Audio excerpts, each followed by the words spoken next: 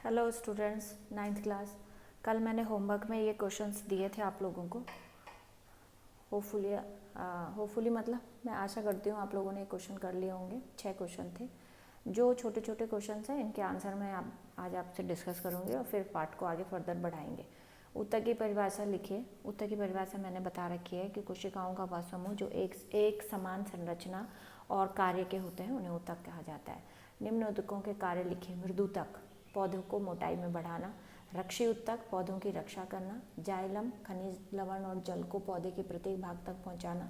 Phloem, भोज्य पदार्थ को प्रत्येक भाग तक पहुंचाना। ठीक। नारियल का छिलका किस प्रकार के उत्तक से बनता है? दृढ़ उत्तक, मजबूत वाला उत्तक। विभाज्य उत्तक पौधे के किन किन भागों में पाया जाता है? ये पौधे के जड़, तना, पत्ती के अग्र भाग पे पाए जाते हैं, क्योंकि ये विभाजित होते रहते हैं और ग्रोथ कर पाते हैं। दृढ़ उत्तक के कार्य लिखो। वो जो पाठ मैंने कल पढ़ाया था ये उससे लिख सकते हो कि पौधों के तने को मजबूती प्रदान करता है, रक्षा करता है। और निम्न पौधे के भागों में पाए जाने वाले उत्तकों के नाम लिखो। मैंने उत्तर लिख दिया है। तने की छाल में रक्षी उत्तक, अखरोट का छिलका दृढ़ उत्तक, आलू का कंद मृदु उत्तक, टहनियों में स्थूल कोण उत्तक होते हैं, जड़ के अग्र भाग में विभाज्य उत्तक होते हैं और फूलों की पंखुड़ी क्योंकि सॉफ्ट होती है मृदु उत्तक। आज हम आगे बढ़ेंगे। कल मैंने तुम्हें संवहन उत्तक के बारे में बताया था कि संवहन उत्तक को जटिल संयोजी उत्तक, जटिल स्थायी उत्तक कहते हैं। जटिल इसलिए क्योंकि इनकी रचनाएं एक से ज़्यादा कोशिकाओं से होती है, और स्थायी उत्तक इसलिए क्योंकि ये पौधों में परमानेंट होते हैं, इनके फिक्स कार्य होते हैं। संवहन उत्तक 2 प्रकार के होते हैं, जाइलम और फ्लोएम। तो सबसे पहले हम जाइलम की संरचना को देखेंगे और ये काम आपको अपनी कॉपी में करना है। जो जो मैं चित्र वाला काम होता है इसको आपको अपनी कॉपी में लेफ्ट साइड चित्र बनाना है और राइट साइड उसके बारे में लिखना है। तो सबसे पहले हम जाइलम के बारे में पढ़ेंगे। देखो, इसको दारू भी कहते हैं। जाइलम उत्तक को दारू उत्तक भी कहते हैं। हिंदी में, शुद्ध हिंदी में इसे दारू कहते हैं। अंग्रेजी शब्द इसका जाइलम है। जाइलम उत्तक 4 प्रकार की कोशिकाओं से बनता है। ये मैंने जो 4 लिखा हुआ, 1 2 3 4, तो जाइलम उत्तक की संरचना जो कि जल और खनिज लवणों को जड़ से पौधे के विभिन्न भाग तक पहुंचाने का कार्य करता है। इस जाइलम उत्तक की संरचना 4 प्रकार की कोशिकाओं से होता है। नंबर 1 वाहिनिका, नंबर 2 वाहिका, नंबर 3 दारू मृदुतक और दारू दृढ़ोतक। तो सबसे पहले 3 के चित्र मैंने यहाँ पे बनाए हुए हैं। सबसे पहले वाहिनिका। वाहिनिका का मतलब पाइप। ये लंबी होती है, नुकीली होती है। देखो, दोनों साइड पे नुकीली है वाहिनिका, और इनमें गड्ढे से पाए जाते हैं। मुड़ी भी होती है, तो जो मुड़ा वाला हिस्सा, धसा वाला हिस्सा, इसे गर्त कहते हैं। और ध्यान से जब हम देखेंगे तो वाहिनिका कोशिका में केंद्रक है, हरित लवक पाए जाते हैं। ये हरित लवक है और कोशिका द्रव्य है। दूसरी वाहिका। वाहिका यानी कि पाइप्स, जिसको नस कहते हैं, नस, जिनसे होके जल और खनिज लवण आगे बढ़ता है। ये दोनों छोर पर चौड़ी होती हैं, इसकी तरह नुकीली नहीं होती हैं। और ये पानी की नलिकाएं होती हैं जो पौधे में जड़ से खींचा गया पानी पौधे के सारे भाग तक, जड़, तना, पत्ती, फूल, फल, टहनी, शाखाएं, उन सब तक पहुंचाता है। नंबर 3 है दारू मृदुतक यानी जाइलम मृदुतक। मृदुतक की संरचना जब हम उसको गोलाई में काटते हैं, ये वाला हिस्सा, जैसे ये पेंसिल है और इसको गोलाई में जब हम काटते हैं तो ये ऐसे दिखाई देगा।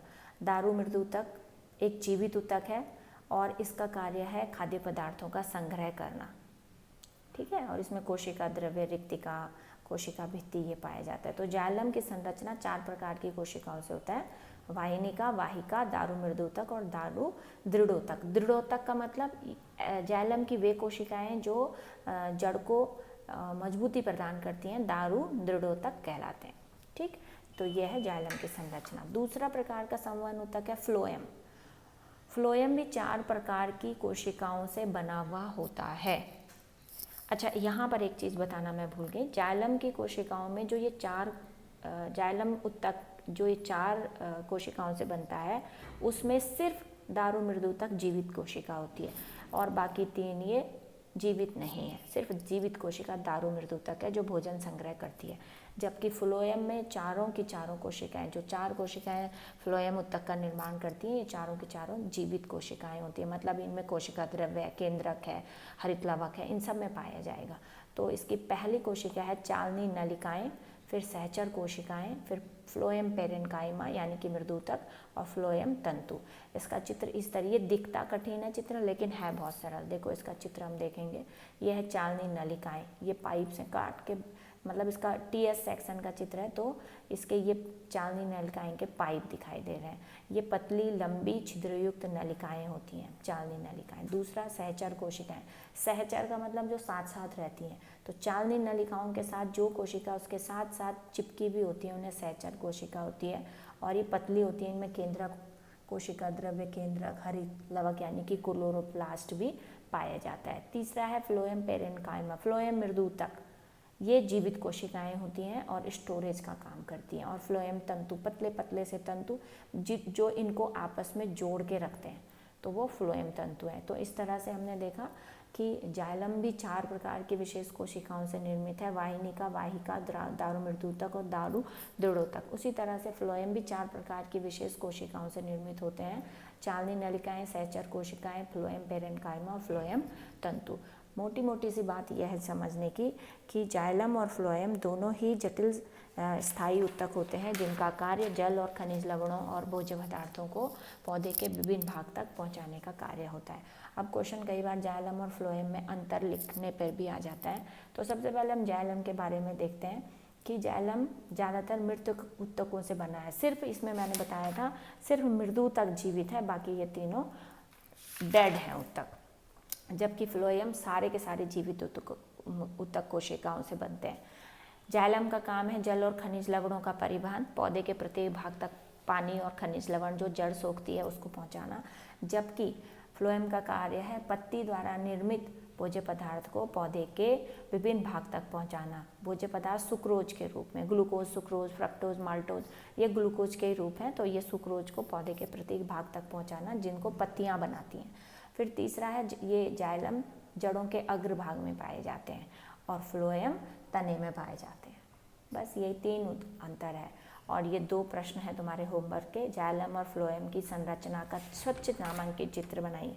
तुमने सिर्फ और सिर्फ चित्र बनाना है और ये लिखना है, ऐसे ही फ्लोएम में ये लिखना है और यहाँ तक चित्र बनाना है बस। दूसरा क्वेश्चन है जाइलम और फ्लोएम में अंतर लिखिए, ये लिख देना है। That's all.